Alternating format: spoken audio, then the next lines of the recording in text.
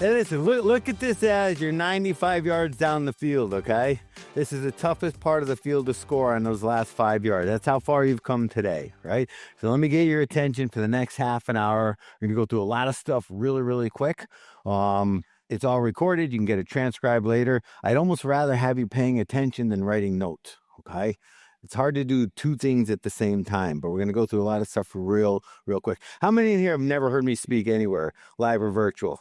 Oh shit, that's almost deserving of like disclosures and disclaimers. We don't even have time for that, okay? I'll just ask you, give me a little grace. I'm going to go quick, but I speak very authentically. So there may be some things that might slip out occasionally that might rub you wrong. Let those go, okay? Just be okay. And I'll tell you, I don't have time even to tell you about all my background, but I'll tell you this really quick. Like, I'm the guy that helps you close the gap between your dreams and the results that you get in life. Is that fair enough? Is that worth listening to? Right? Cool. So let me ask you this. Has anybody ever set a goal, a dream, an outcome, and then quit it somewhere along the way? And being honest. Yeah, it all starts with our honesty. Of course, right? Who wants to change that shit like now? Like, who's done screwing around? Honestly, right? We don't have time to screw around anymore. Can we just agree? Is this loud? Yeah, if you just quiet that down just a little. Cool. So that's what we're going to get into right now, okay? I got 30 minutes to blast through a lot of stuff. I'm going to touch on limiting beliefs. I'm going to tell you how to change those limiting beliefs. Then I'll wrap it all up at the end with a couple of gifts for you guys, okay? First off, let's just get into the process. Basic process, right? Awareness, creating a new belief, and then action. Awareness is understanding the limiting belief exists. If you can't identify the enemy, you can't crush the enemy. Can we agree on that, right? So how do you become aware of a limiting belief? It's very simple, right? There's something you want to do, but you're met with resistance again and again and again and again until you finally quit doing the thing. We all have areas in our lives where we're met with crazy amounts of resistance. We just don't know why. Like, why is this thing so damn hard? I'll share something with you about beliefs. We can't outperform our belief system. When we look in the mirror in the morning, we see that person staring back at us. That is our absolute truth. We can't lie to that son of a bitch. Anybody else we can lie to, but not that person. That's our level for the day. We can't outperform that. And that person, that self-image, is a reflection of what we believe to be true in this world. If you want to learn a new language and you believe that your memory is not good enough at your age to learn all of this new stuff, you will not be able to continue the study in that language because your beliefs will conflict with what you're trying to do. So we've got to identify them. The easiest way to identify them is to pick out the parts of the most resistance you have. Now, later on in here, I'm going to give you a little workbook. We can't go through the workbook, but it's a workbook to go through the whole process to rebuild beliefs, okay? It's really, really cool. We just don't have time to go through it all today, but I'm giving it to you anyways, okay? So number one, become aware of it. And don't hold back, right? Identify those areas that matter to you. Number two, install or come up with a new belief. Now, the new belief is simply the one that's in alignment with what you want. And it's a statement that you believe is possible. And I'll give you examples of that in a moment, okay? But the new belief is simply a statement that you believe is possible. Appreciate this. Like, beliefs are so impactful on us. We think it's about our mindset. Has anybody ever caught on to the idea, especially in the guru world today, it's like mindset is everything. If you got a shitty mindset, everything else sucks after that, right? The fact is, mindset is a literal word. Your mind is set, and you can't change it. You're like, no, of course I can change my mind. All right, what's your favorite ice cream? Yell it out. Change your mind. For you vanilla lovers, change your mind and love chocolate ice cream. Let me know how that goes. You can't change your mind about that shit. You have a belief that vanilla ice cream is better than chocolate, which it is. It's a correct belief, okay? And I agree with you there, all right? But just appreciate that mindset's a literal word. But here's the truth of it. It's a reflection. It's a symptom of our beliefs. So if we want picture mindset out here, beliefs in here.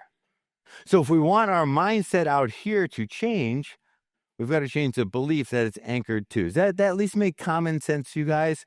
And it's a very simple mechanical process to do. It doesn't take wizardry or anything like that to pull off. We've just got to be committed to the process. We've got to be humble enough to accept that we have beliefs as adults that no longer serve us. Don't label them as good or bad, true or false. Get rid of all the bullshit labels that we like to put on things and just accept that they no longer serve us.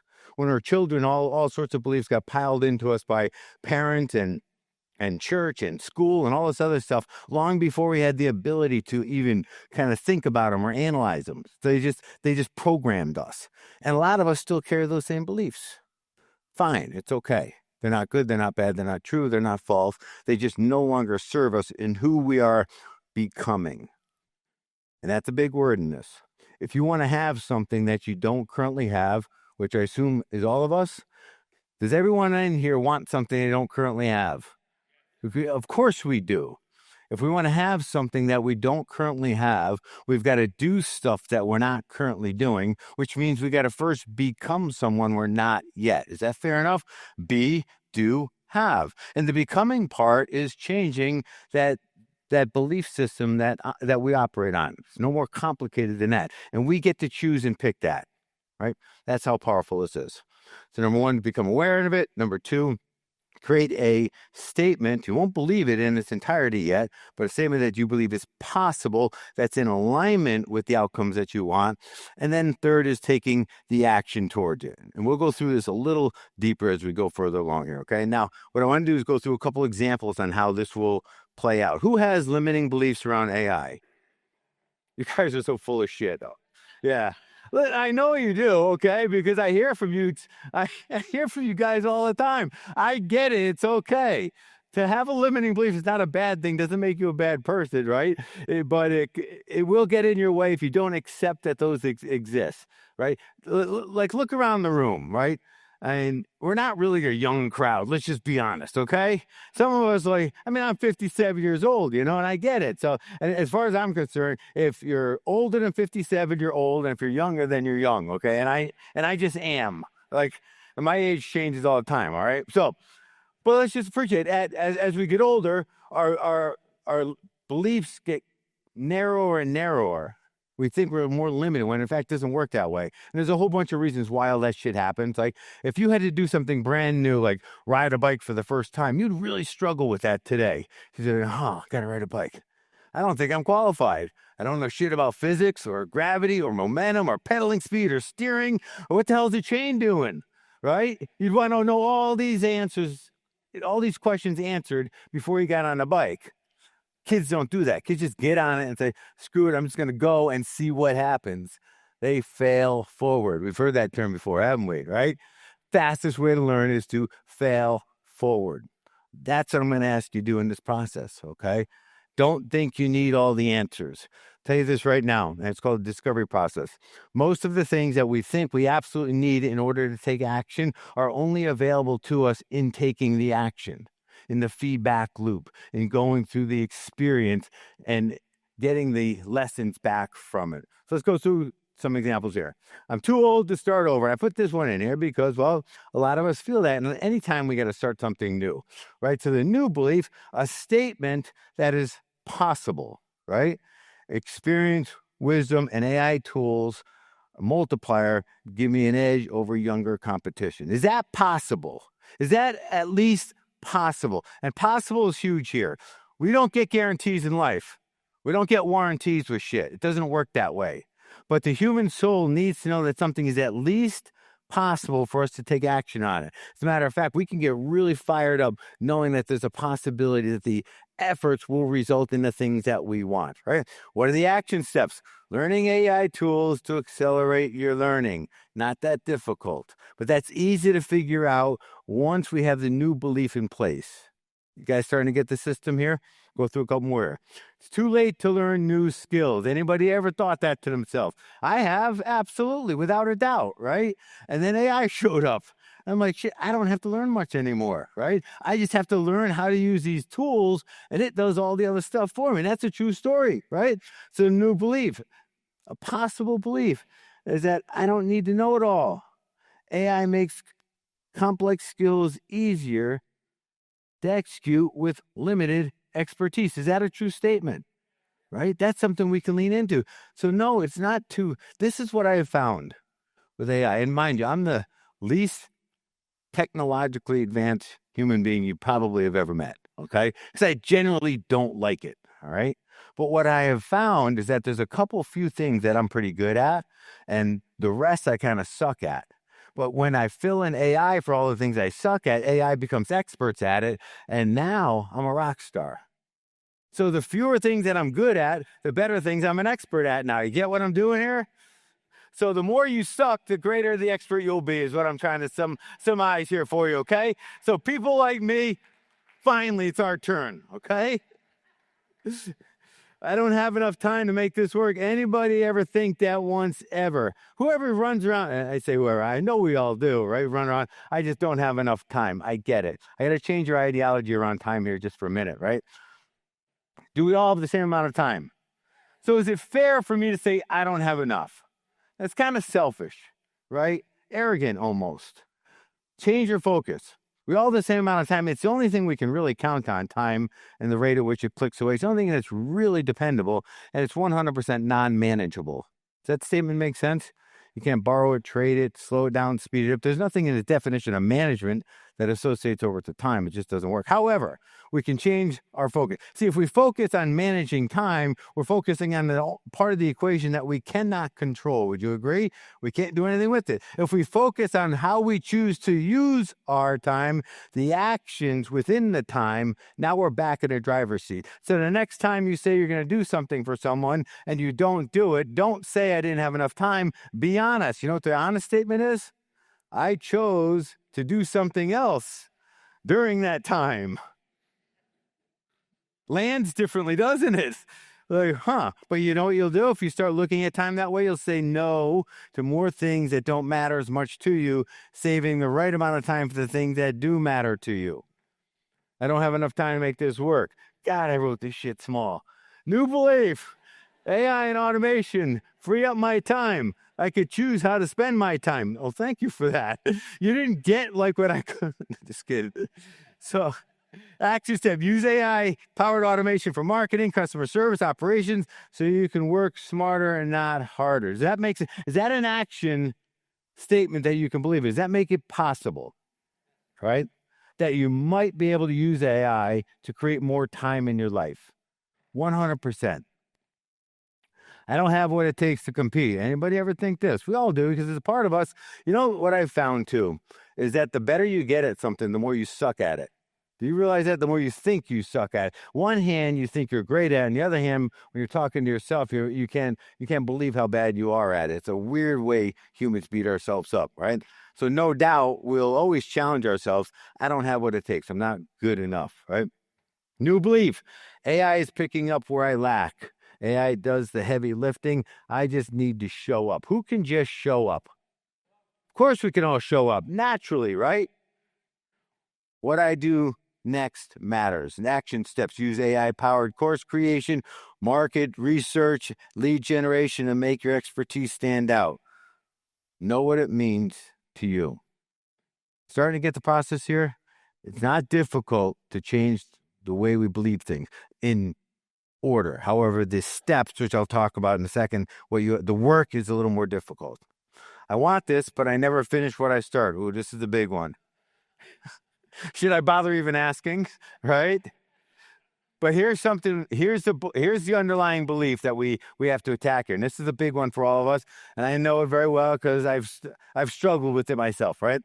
Is that we've let ourselves down so many times in the past that we no longer believe in our own word, our own commitment to ourselves. So it's not even about the thing anymore. It's about us not doing the thing anymore. Does that make sense what I'm saying? Like, that's a real thing in and of itself. And that cannot go unaddressed. Just assume you got it, okay? Just assume there's a part of you that doubts that. You'll follow through with what you say. New belief. AI makes transformation possible. I didn't use the word change on purpose. There's a difference between change and transformation. Change means you can change and change back because you've changed on the outside. You ever see somebody, and this is not a derogatory statement to anybody who's done this in this room, but you ever see somebody lose a lot of weight, do all this work, like on 75 hard, do all this work for 75 days, on day 78, they're back to eating and drinking. By day 98, they're fat again. You ever see that happen? I'm not saying that in an insulting way. Say, why did they change and change back? Because nothing changed inside. They didn't transform. When you transform, you can't go back to who you were because that person no longer exists. The beliefs that make you who you are different. Like a caterpillar transforms into a butterfly, it can never go back to form it was because it doesn't exist anymore. That's transformation. That's what happens when we rewrite our belief system. We have a new identity based on a new set of beliefs, new operating system on how we walk through this world. That's really what I'm talking about here today. And that's programmable. You can pick and choose it. There's no other gatekeeper but you. There's no one you got to ask permission from. There's no one you got to get a special code for. None of that stuff. You just got to make the decision. Words I use every single morning, I look at what I have to do for the day, right? I'll go through, and one of the last things I ask myself, second to last thing, is who do I got to become today in order to do this? And what I'm really asking myself is, what part of me has got to change just a little bit more today to accomplish all of this? And then I remind myself with these simple words that I'm built for this.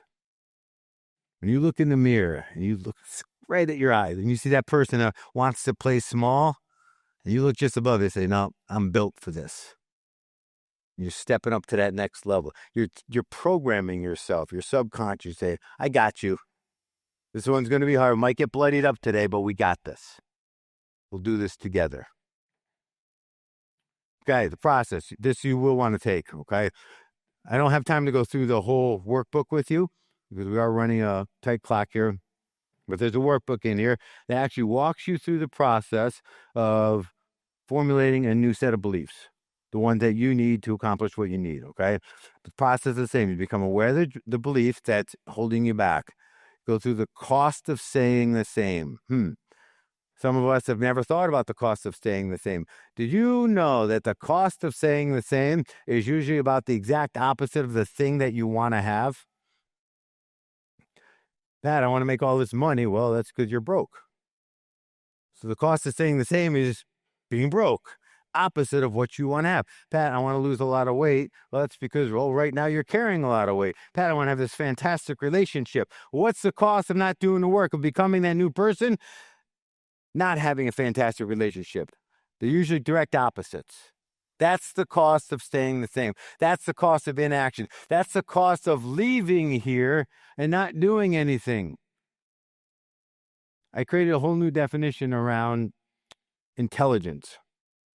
IQ has always been measured in effectively the rate at which you measure stuff. I know it's slightly different. I mean, the rate at which you memorize stuff. I know it's slightly different than that, but that's really your ability to learn something quickly and regurgitate it. Oh, yippee-ki-yay. My definition, which fits me much better because I probably don't have a high IQ, the rate of implementation of new information will make you more effective and productive and have better results than the super smart person who just studies shit and sits on their ass. I'm trying to figure out if the ones that are laughing are the studiers or the implementers. But you get what I'm saying here? You can know a lot of stuff. All right, fair. Anybody ever study a whole bunch of stuff and not do anything with it? Read a book, a podcast, a seminar, an event, right? How much longer are you going to wait? Right? You want a great question to ask yourself whenever you find you're not doing the things you know you should be doing? And we always know when we're not doing the things we're supposed to be doing, right?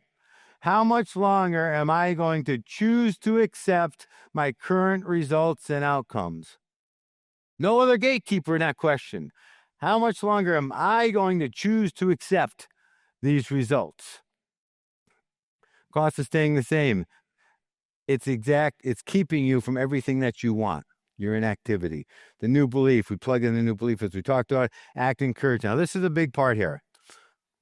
Just because you've made an action statement, a new belief that's possible, does not mean you believe in it. Can we agree on that? As adults, we hold on to our old beliefs dearly because they're our self-image. And our inner ego goes, man, if I got to change a belief, it must be that I'm wrong or broken. And it fights that. That's not a true response, but that's the response our ego takes, right? So it fights the new belief. So we're not going to believe in it. New beliefs are established with new evidence and new results. But whose new evidence and new results do you need? Yours. And you know how you get those? You do the work. You show up, you do the work. You act in courage. You don't act fearless. You act in the face of fear. Without fear, you couldn't have courage. Without courage, you couldn't have heroes. Just be a little heroic for yourself. Right? It's not easy. Get a little bloodied up, no doubt. It's scary. All those fears come up. That ego tries to push us down. All that stuff happens. Yeah, of course it does. But you got to keep asking yourself, right, how much longer am I going to stay where I am? Because there's no other gatekeeper. There's no one you can point your finger to. That's between you and where you want to go. Just no one else here. The equation is very small. You guys got that one there? Okay. You got a couple more things here. I'll let you go. Real truth. We're not starting over. Everything I've done in life, and I've done a lot of cool things, and have screwed a lot of things up, probably a lot more things than you guys can ever imagine, right? But I don't judge them. I look at every single thing, every decision, every action, every win, every loss, simply as training for who I need to become. Don't regret anything. I don't feel bad about anything. Don't want to go back and undo anything. There's necessary training. When something shows up in my life, that just, man, it's just a kick in the you-know-where that I don't need right now. I don't get pissed off at it. Like, all right, there's a higher intelligence, thank God, that says, Pat, you're not moving quick enough right now. Here's another test. We're going to level you up. And you're built for this. You got it. Get to work. And it changes how we approach life. I could victimize myself. I can't believe this is happening to me again. Why me? Why now? Who's doing this, right? And the way you attack that new challenge is way different. See the difference in posturing there? Versus, all right, it's my time, my chance to step up again. I got this. I was built for this. We're leveraging decades of wisdom and the world's most powerful tools at our fingertips, which is absolutely true. AI isn't replacing our experience. It's just amplifying it, ladies and gentlemen. We're just becoming more now. Win the fight, win every day. Okay, this is my last gift for you. This is a book that's in its final stages of publishing. This summarizes a lot of this presentation for you. Okay, don't worry, there's a QR code that goes along with this one too. Okay, but these are the 5 chapters that go inside this book, and you'll like these, right? Number 1, fear of failure and rejection. This is the idea that we hold ourselves back out of fear of what we think they're going to think of us. Anybody know what I'm talking about here? Right? That's one of the few things that steal our dreams at the highest level. Our concern about what we think they think of us. All fears are anchored in one thing, the unknown. If we knew the outcome, we wouldn't be afraid of it, even if it was a sucky outcome. We just know it, right? Fear, failure, and rejection. Number 2, imposter syndrome and self-doubt.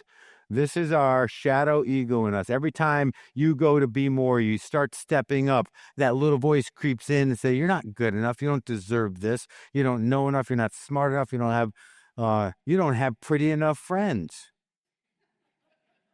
I never heard that one, okay? Not. I just made that one up, right? But you know what that is?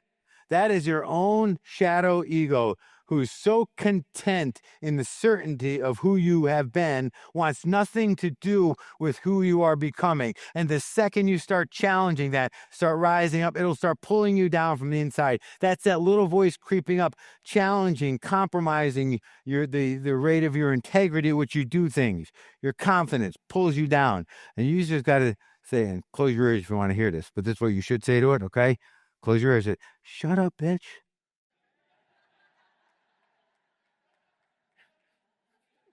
Some people don't even know if to laugh or not. But that's the truth, okay? That's in all of us. And too many times we let that hold us back. Like, all right, fine. Tomorrow. I'll do it tomorrow. You know what the subconscious says when you do it tomorrow? Subconscious says, hey, I get that because tomorrow never happens. It's a made-up construct of time. It doesn't exist. So I know what you're really saying. You don't ever want to do it. I got your back. You'll never do it because that's what you want. That's what your subconscious says to you when you say, I'll do it tomorrow, after you've settled down and cowered to that little voice inside of you. Imposter syndrome, it's real. Decision fatigue and analysis paralysis. Anybody ever experienced either of the above? They're very similar with slight differences, right? They're mostly a way to distract from doing what we need to do. Do you know that distractions don't happen to you? Did you know that? We chase them. Oh, yeah, we say, distractions. Where the hell are you? Because I need a distraction right now, so I don't have to do the hard work I should be doing. That's how distractions show up. And then later on, to justify it, your buddy goes, oh, yeah, I was really going deep on that hard thing, but I got distracted, so it's cool. It's funny now, right? But when you think about the truth of it, it's like, I didn't realize like I was that silly with my distraction, but that's the truth. When it comes to decision fatigue and analysis paralysis, when we struggle too much emotionally on making decisions around things that we know we should be doing, but we're not doing, we put ourselves in a state of turmoil that eats up so much of our emotional currency. It fatigues the crap out of us, beats us up. And I tell people all the time, man, don't struggle with decision making. Make the decision or make it not. Sound like Yoda? No. All right. So, make the decision or don't make the decision, but don't stay in the middle, right? Don't think by thinking about the thing you should be doing and not doing it is that you're serving yourself. You're not. You're actually cowering away from saying, all right, fine, I quit. I'm just not going to do it. But you're a bigger person to say, I'm quitting than you are to stay in the middle and burn yourself out. Does that point make sense to you guys? Okay.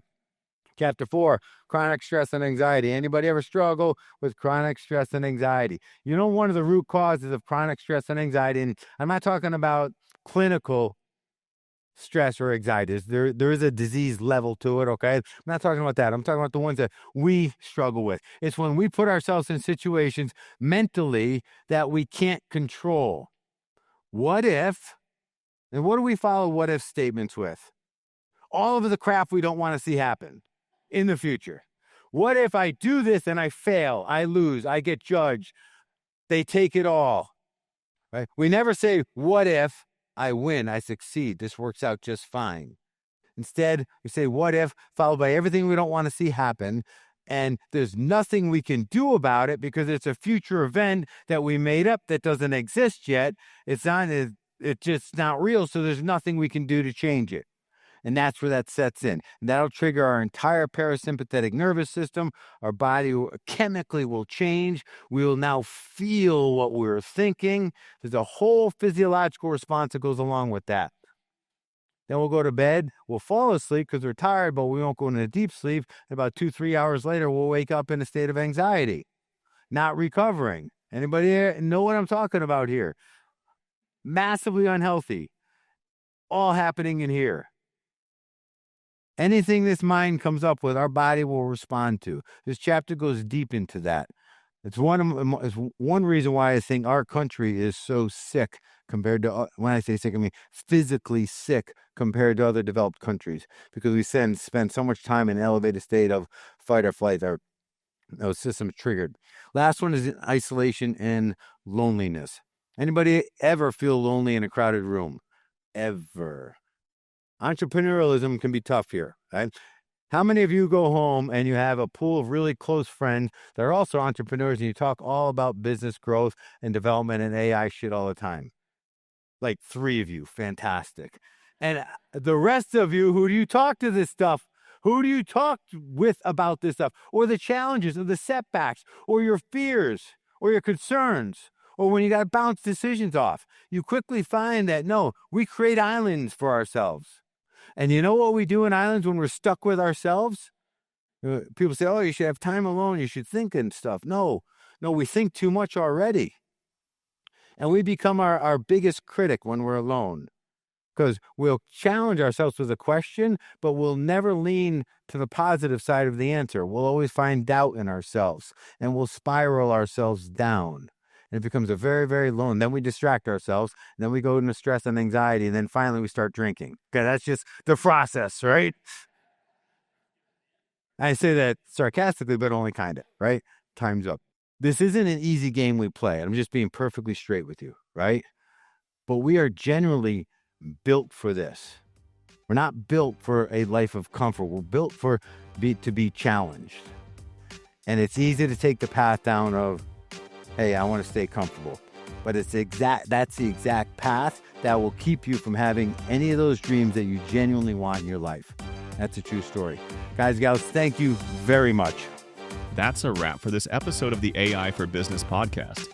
If you enjoyed it, don't forget to hit subscribe and pass it along to a friend or colleague. We appreciate you being here, and we'll catch you in the next one.